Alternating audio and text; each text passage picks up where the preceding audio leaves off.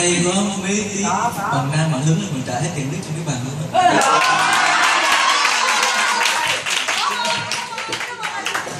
Chắc là hát sau rồi bạn này là bạn nam về trước đó. Người quen vẽ.